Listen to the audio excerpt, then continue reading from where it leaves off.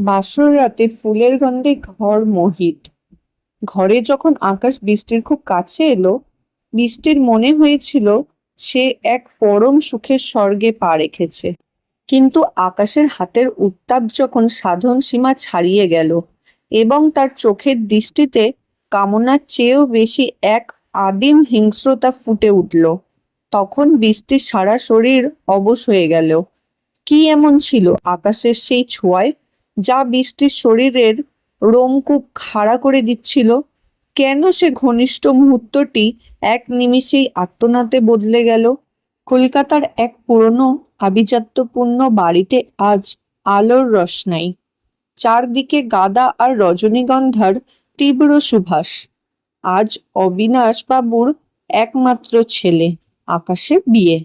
আকাশ পেশায় একজন ইঞ্জিনিয়ার, দেখতে যেমন দীর্ঘকায় তেমনি তার গলার স্বর অত্যন্ত গম্ভীর।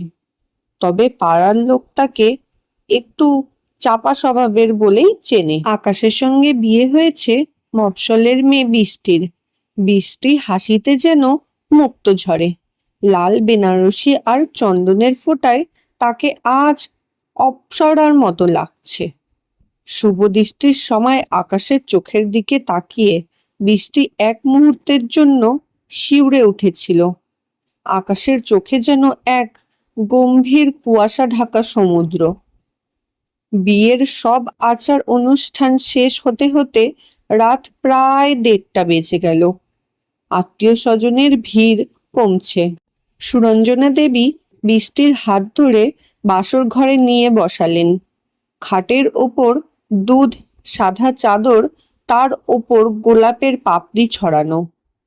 চারদিকে মোমবাতির মৃদু আলো এক মায়াবী পরিবেশ তৈরি করছে।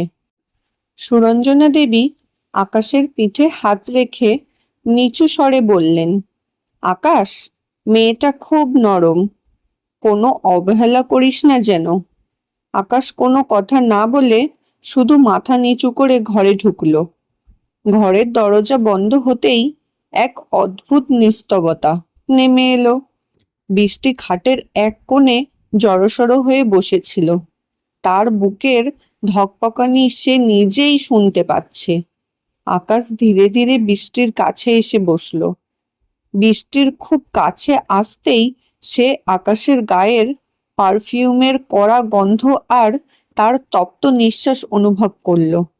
আকাশ বৃষ্টির ঘোমটাটা একটু সরিয়ে দিল। বৃষ্টির কাঁপা কাঁপা ঠোঁট আর কাজল ধোয়া চোখের দিকে তাকিয়ে আকাশ যেন কিছুটা বিচলিত হয়ে পড়ল। সে বৃষ্টির হাতটা নিজের হাতের মুঠোয় নিল। বৃষ্টির মনে হলো আকাশের হাতটা বরফের মতো ঠান্ডা। আবার পরক্ষণেই মনে হলো সেখান থেকে যেন আগুনের হলকা বেরোচ্ছে। আকাশ খুব নিচু স্বরে বলল, বৃষ্টি, তুমি হয়তো আমাকে যতটুকু চেনো তার বাইরেও আমার একটা জগৎ আছে। তুমি কি পারবে সেই জগতের সাথী হতে? বৃষ্টি কিছু বুঝতে না পেরে শুধু মাথা নাড়ল। আকাশ ধীরে ধীরে বৃষ্টির খুব কাছে এলো। তাদের শরীরের দূরত্ব যখন মুছে যেতে শুরু করেছে, ঠিক তখনই আকাশের আচরণে এক অদ্ভুত পরিবর্তন এলো। সে বৃষ্টির কাঁধটা খুব জোরে চেপে ধরল। বৃষ্টির ব্যথায় মুখ দিয়ে একটা অস্ফুট শব্দ বেরোলো, কিন্তু আকাশ যেন থামতে রাজি নয়। তার চোখ দুটো হঠাৎ করেই লাল হয়ে উঠল। হঠাৎ করেই নিঝুম রাত চিরে বৃষ্টির একটা তীক্ষ্ণ চিৎকার সারা বাড়িতে প্রতিধ্বনিত হলো। সেই চিৎকারের এক রাশ আতঙ্ক আর এক অজানা যন্ত্রণা মিশেছিল।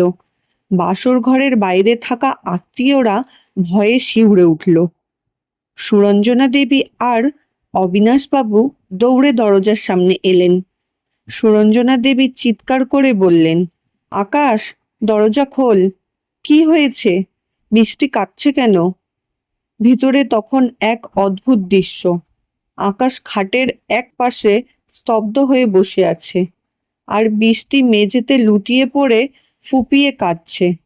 তার গায়ের বেনারসি ধুলোয় লুটোপুটি খাচ্ছে। হাতের চুড়িগুলো ভেঙে ছড়িয়ে আছে মেঝেতে। বৃষ্টির সারা শরীরে এক অদ্ভুত শিহরণ। সে আকাশের দিকে এমনভাবে তাকাচ্ছে যেন সে কোনো মানুষকে নয়, বরং কোনো এক অচেনা ছায়াকে দেখছে।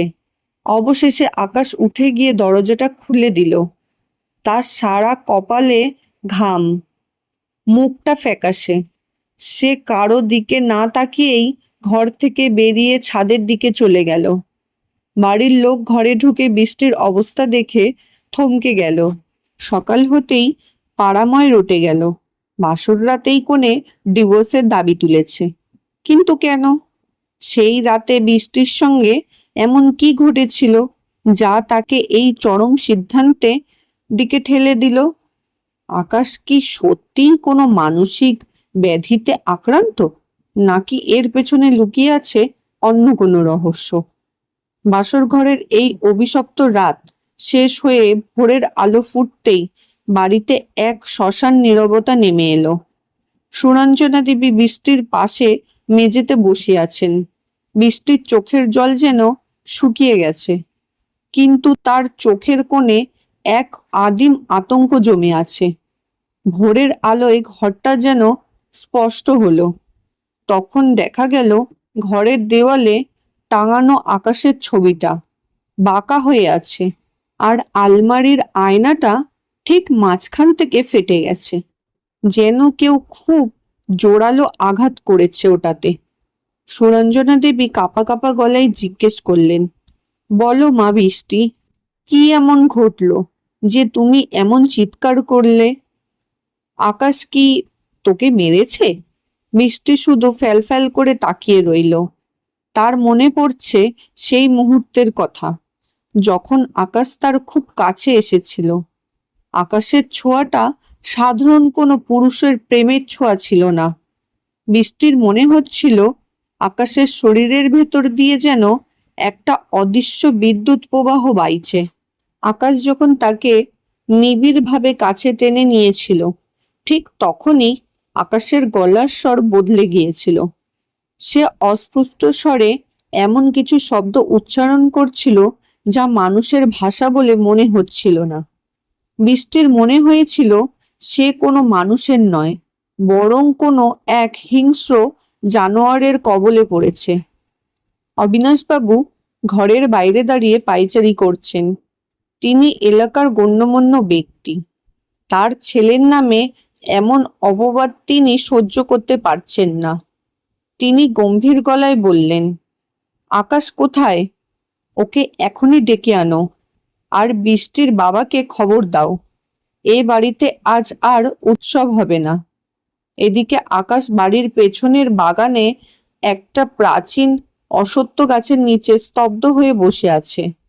তার মনে পড়ছে না রাতের সব কথা, শুধু মনে পড়ছে এক তীব্র জ্বালা। তার শিরায় শিরায় যেন কেউ গরম তামা ঢেলে দিয়েছিল। সে নিজের হাতের দিকে তাকিয়ে শিউরে উঠল। তার নখের নিচে রক্তের দাগ। এই রক্ত কার? বৃষ্টির নাকি নিজের? বাড়িতে যখন বৃষ্টির বাবা এসে পৌঁছলেন, তখন পরিস্থিতি আরো উত্তপ্ত হয়ে উঠল। তিনি রাগে ফেটে পড়লেন আর বললেন, আমরা জানতাম আকাশ খুব ভদ্র ছেলে, কিন্তু ও যে একটা জানোয়ার সেটা জানলে কোনোদিনও নিজের মেয়েকে এই নরকে পাঠাতাম না। আমার মেয়ে এখনই ডিভোর্স চায়। বৃষ্টি তখন ধীর পায়ে ঘর থেকে বেরিয়ে এলো। তার পরনে বেনারসিটা ছিঁড়ে গেছে কয়েক জায়গা থেকে। সে বাবার সামনে দাঁড়িয়ে স্পষ্ট গলায় বলল, বাবা, আমি শুধু ডিভোর্স চাই না, আমি জানতে চাই কাল রাতে আকাশ আসলে কি হয়ে গিয়েছিল। ওর শরীরের সেই নীল হয়ে যাওয়া চামড়া আর ওই জলজলে লাল চোখের রহস্য কি? পুরো পরিবার স্তব্ধ হয়ে গেল। আকাশের নীল চামড়া? সুরঞ্জনা দেবী নিজের কপাল চাপড়াতে লাগলেন। তিনি কি জানতেন আকাশের এই গোপন সত্য, নাকি এর পেছনে লুকিয়ে আছে বংশ পরম্পরার চলে আসা কোনো অভিশাপ? গ্রামের তান্ত্রিক বা বৈদ্যরা যেমন কথা বলে, পাড়ার মোড়ে কানাকানি শুরু হলো। আকাশের ওপর কি কোনো অশরীরী আত্মার নজর আছে, নাকি এটা কোনো আধুনিক চিকিৎসা বিজ্ঞানের বিখ্যাতিত রোগ? বৃষ্টির বাবা তাকে নিয়ে যাওয়ার জন্য জোর করতে লাগলেন, কিন্তু বৃষ্টি এক অদ্ভুত জিদ ধরে বসলো। সে বলল, আমি এই ঘর থেকে তখন যাব যখন আমি জানবো কাল রাতে আমার ওপর দিয়ে বয়ে যাওয়া সেই তুফানের নাম কি ছিল। আকাশ তখন দূর থেকে দাঁড়িয়ে সব দেখছিল। তার মুখে এক নিষ্ঠুর হাসি ফুটে উঠল। সে জানতো রহস্যের জট এত সহজে খুলবে না। এই খেলা তো মাত্র শুরু। বৃষ্টির জেদের কাছে সবাই হার মানল। সে বাড়ি ফিরে গেল না, বরং ওই অভিশপ্ত বাড়ির একটা আলাদা ঘরে নিজেকে বন্দি করে নিল। কিন্তু তার মনের ভেতর সারাক্ষণ বাসর রাতের সেই দৃশ্যগুলো সিনেমার মতন ঘুরছিল। বিশেষ করে আকাশের সেই মুহূর্তের শারীরিক পরিবর্তন। সেই রাতে যখন আকাশ বৃষ্টির ঘাড়ের কাছে নিজের স্তব্ধ নিঃশ্বাস ফেলছিল, তখন বৃষ্টি অনুভব করছিল আকাশের শরীরের তাপমাত্রা স্বাভাবিকের চেয়ে অনেক বেশি। আকাশ যখন তাকে দুহাতে জড়িয়ে ধরল, বৃষ্টির মনে হলো তার হাড়গুলো মরমর করে ভেঙে যাবে। আকাশের গায়ের চামড়া ধীরে ধীরে নীলচে হতে শুরু করেছিল, আর তার কণ্ঠনালী থেকে এক নতুন অদ্ভুত ঘর ঘর শব্দ বেরোচ্ছিল। বৃষ্টি যখন ভয়ে পিছিয়ে যেতে চাইল, আকাশ তাকে জাপটে ধরে খাটে শুইয়ে দিয়েছিল। তার দু চোখ দিয়ে যেন আগুনের হলকা বেরোচ্ছিল। সেই আদিম কামনার চেয়েও বড় ছিল এক অদ্ভুত হিংস্রতা। পরদিন দুপুরবেলা বাড়িতে লোকজনের আনাগোনা কমছে। সুরঞ্জনা দেবী বৃষ্টির জন্য খাবার নিয়ে এলেন। বৃষ্টির চোখের নিচে কালি পড়ে গেছে। সে খাবারের থালাটা সরিয়ে রেখে বলল, মা, সত্যি করে বলুন তো, আকাশের কি কোনো অসুখ আছে যা আপনারা আমার কাছে লুকিয়েছেন বা লুকোচ্ছেন?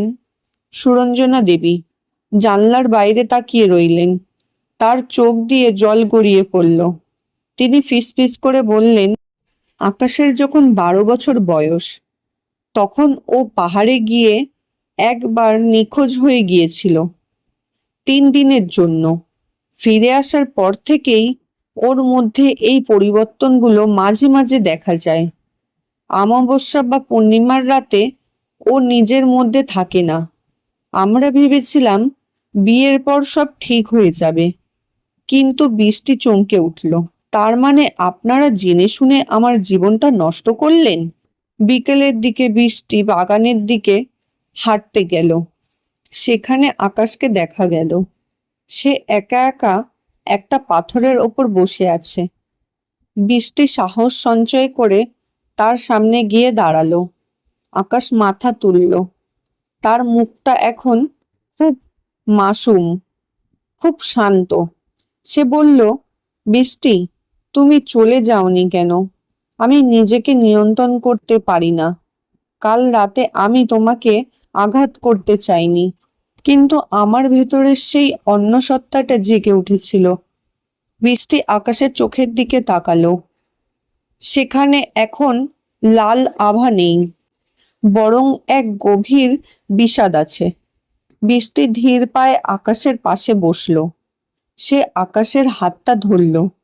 আকাশ চমকে উঠল। তুমি আমাকে ভয় পাচ্ছ না? বৃষ্টি বলল, ভয় পাচ্ছি, কিন্তু তার চেয়েও বেশি মায়া লাগছে।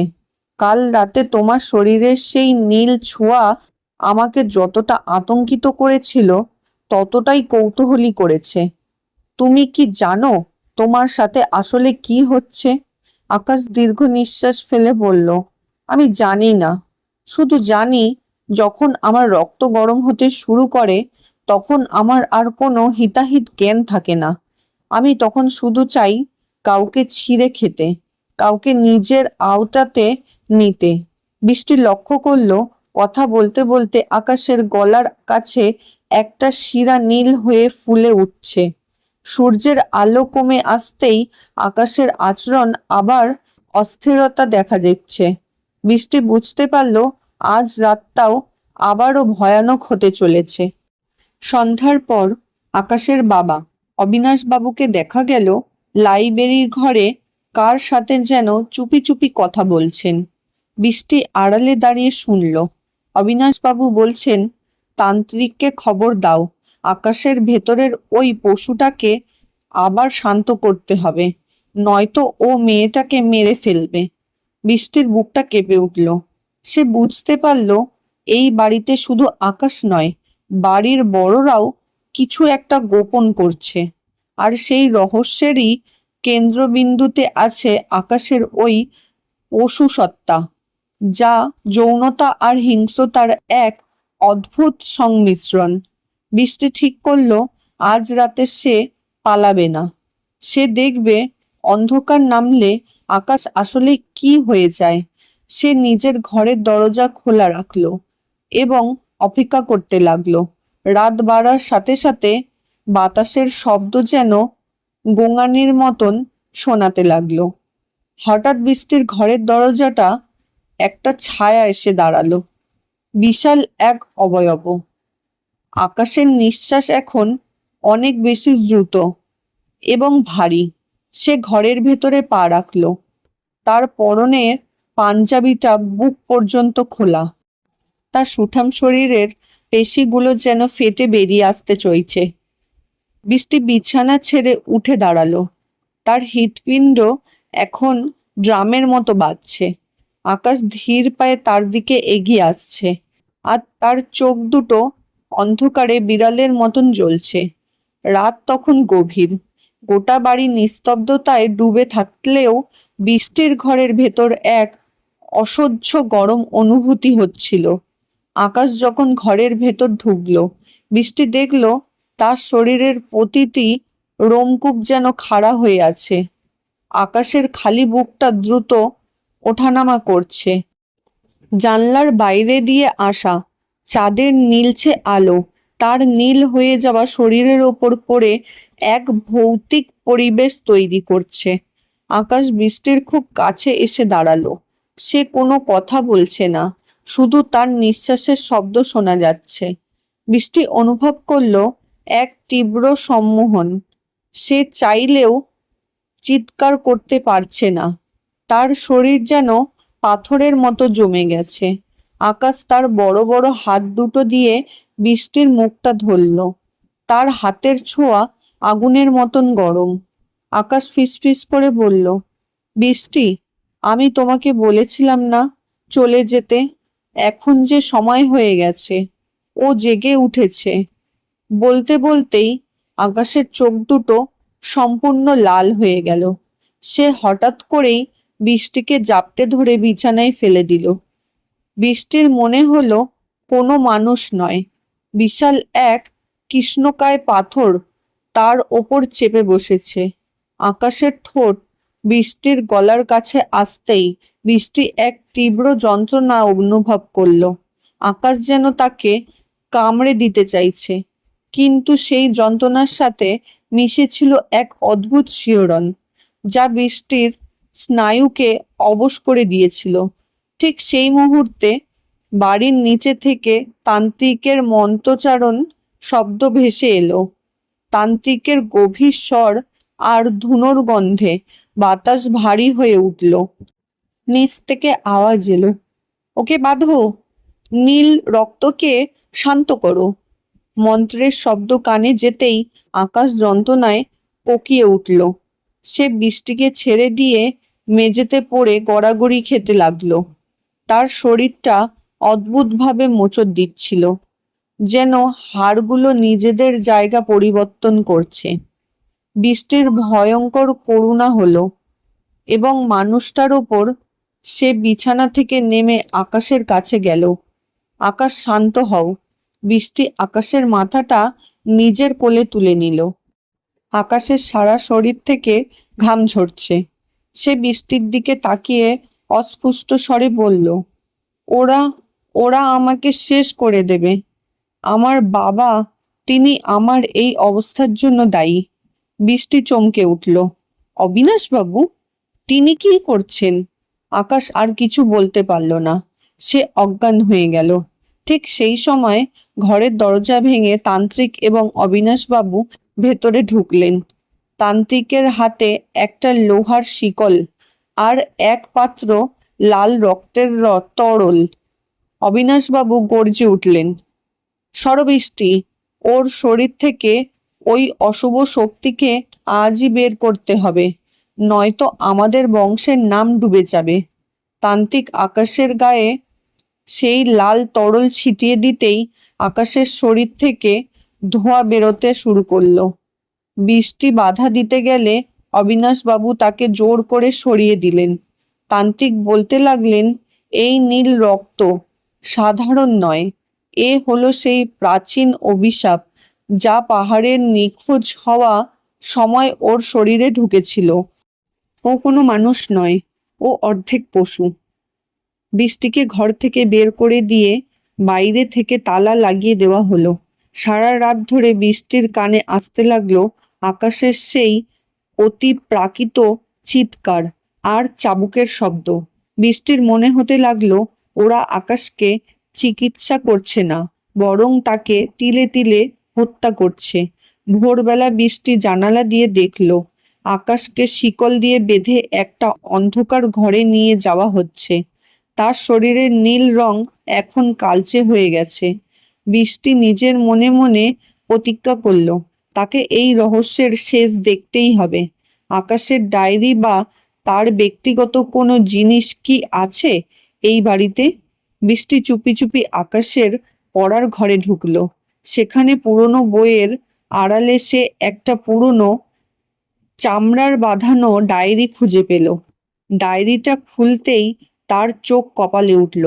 সেখানে আকাশের হাতের লেখা নয়, বরং তার বাবার হাতের লেখায় কিছু ফর্মুলা লেখা আছে। ডায়েরির পাতায় লেখা আছে কিভাবে মানুষের রক্তকে পশুর ডিএনএর সাথে মিশিয়ে এক নতুন শক্তিশালী প্রজাতি তৈরি করা যায়। বৃষ্টি বুঝতে পারল আকাশ কোনো অভিশপ্ত নয়, বরং সে তার নিজের বাবার এক নিষ্ঠুর বৈজ্ঞানিক পরীক্ষার শিকার। আর ওই পাহাড়ে নিখোঁজ হওয়ার গল্পটা ছিল সির্ফ একটা সাজানো নাটক। হঠাৎ বৃষ্টির পেছনে কারো দীর্ঘ নিঃশ্বাস শোনা গেল। বৃষ্টি ঘুরে দাঁড়াতেই দেখল অবিনাশবাবু দরজায় দাঁড়িয়ে আছেন, তার হাতে একটা ইঞ্জেকশন। তিনি দ্রুত হেসে বললেন, সব জেনে ফেললে তো মা? এখন তো তোমাকে এই পরীক্ষার অংশ হতে হবে। অবিনাশবাবুর চোখের চাউনি বদলে গেলেন। সেই স্নেহভরা শ্বশুরের মূর্তির আড়ালে এখন এক উন্মাদ বিজ্ঞানীর নিষ্ঠুরতা স্পষ্ট। তিনি বৃষ্টির দিকে ধীরে ধীরে এগিয়ে আসতে লাগলেন। বৃষ্টির পিঠ দেওয়ালে ঠেকে গেল। অবিনাশবাবু ইঞ্জেকশনটা উঁচিয়ে ধরে বললেন, আকাশ আমার সেরা সৃষ্টি ছিল বৃষ্টি, কিন্তু ওর নীল রক্তকে আরো শক্তিশালী করতে হলে একজন সঙ্গী দরকার, আর সেই সঙ্গী হিসেবে আমি তোমাকেই বেছে নিয়েছি। বৃষ্টি কাপা গলায় বলল, আপনি নিজের ছেলের জীবন নিয়ে ছিনিমিনি খেলছেন? সমাজ জানলে আপনাকে ছাড়বে না। অবিনাশবাবু অট্টহাসি হেসে উঠলেন, সমাজ? এই অন্ধকারের খবর সমাজ কোনোদিন পাবে না। সবাই জানবে আকাশ পাগল হয়ে গেছে, আর তুমি দুঃখে নিরুত্তেজ হয়ে গিয়েছ। ঠিক সেই মুহূর্তে বাড়ির বেসমেন্টে থেকে এক পৈশাচিক চিৎকার ভেসে এলো। তান্ত্রিকের মন্ত্রপাঠ হঠাৎ থেমে গেল। আকাশকে যে শিকল দিয়ে বাঁধা হয়েছিল সেই শিকল ভাঙার ঝনঝন শব্দ শোনা গেল। অবিনাশবাবু চমকে দরজার দিকে তাকালেন। আকাশের গর্জন এখন আর মানুষের মতো শোনাচ্ছে না, তা যেন কোনো প্রাচীন ক্ষুধার্ত শিকারীর হুঙ্কার। সুযোগ বুঝে বৃষ্টি অবিনাশবাবুকে ধাক্কা দিয়ে ঘর থেকে দৌড়ে বেরিয়ে এলো। তার মাথায় এখন একটাই চিন্তা, আকাশকে বাঁচাতে হবে। সে সোজা বেসমেন্টের দিকে দৌড় দিল। নিচে নামতেই সে দেখল বীভৎস এক দৃশ্য। তান্ত্রিক মেঝেতে পড়ে আছেন। আর আকাশ, যে আকাশকে সে চেনে, সে আর নেই। তার উচ্চতা যেন অনেকটা বেড়ে গেছে। গায়ের চামড়া গাঢ় নীল হয়ে ফেটে গিয়ে সেখান থেকে রূপোলি আভা বেরোচ্ছে। তার নখগুলো তলোয়ারের মতন ধারালো। আকাশ তান্ত্রিকের শিকল ছিঁড়ে ফেলেছে। তার লাল চোখের দৃষ্টি যখন বৃষ্টির ওপর পড়ল, বৃষ্টি ভয়ে জমে গেল। কিন্তু আকাশ তাকে আক্রমণ করল না। সে যন্ত্রণায় নিজের মাথা দেওয়ালে ঠুকতে লাগলো। সে যেন নিজের ভেতরের সেই পশুটার সাথে যুদ্ধ করছে। বৃষ্টি সাহস সঞ্চয় করে আকাশের সামনে গিয়ে দাঁড়ালো। আকাশ, আমাকে চেনো? আমি বৃষ্টি। ওরা তোমাকে ব্যবহার করছে। শান্ত হও। আকাশের মুখ দিয়ে শুধু ঘর ঘর শব্দ বেরোলো। পালাও বৃষ্টি, আমি তোমাকে মেরে ফেলবো। হঠাৎ ওপর থেকে অবিনাশবাবু বন্দুক হাতে নেমে এলেন। তিনি চিৎকার করে বললেন, ব্যর্থতা, আমার সমস্ত পরিশ্রম ব্যর্থ। এই পশুটাকে আমি বাঁচিয়ে রাখবো না।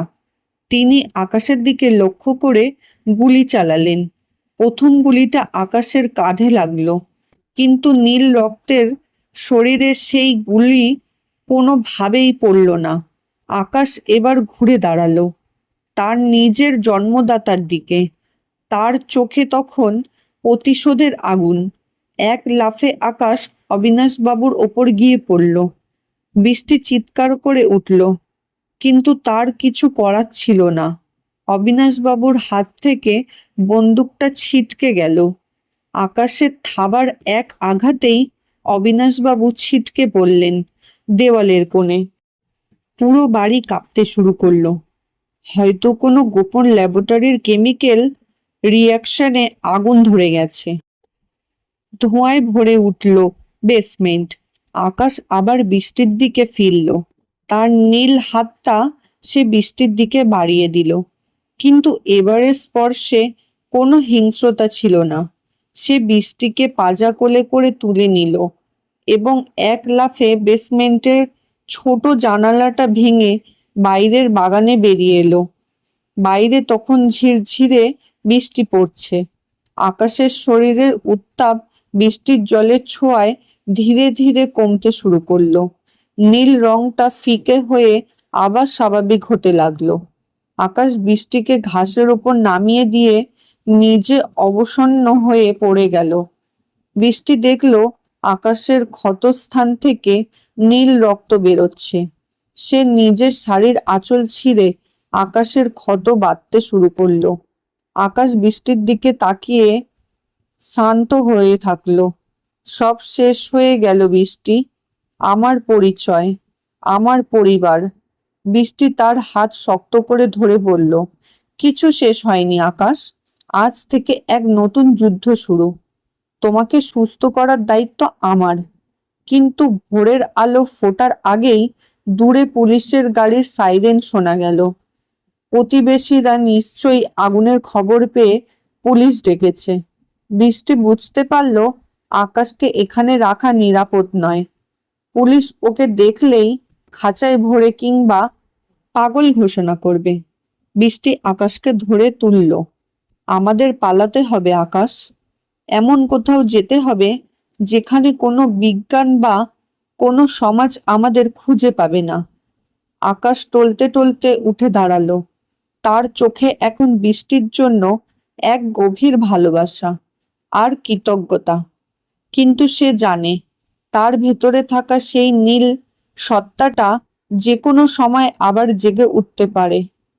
এই জন্য তা হিংস্রতা আর নীল রক্তের খেলা কি সত্যিই থামবে, নাকি বৃষ্টির ভালোবাসা তাকে বদলে দেবে এক সাধারণ মানুষে? পুলিশের সাইরেনের শব্দ ক্রমে কাছে এগিয়ে আসছে। আকাশের বাড়ির সেই গবেষণাগার থেকে তখন কালো ধোঁয়ার কুণ্ডলী আকাশের দিকে উঠেছে। বৃষ্টি বুঝতে পারল সময় খুব কম। সে আকাশের একটা হাত নিজের কাঁধের ওপর টেনে নিল।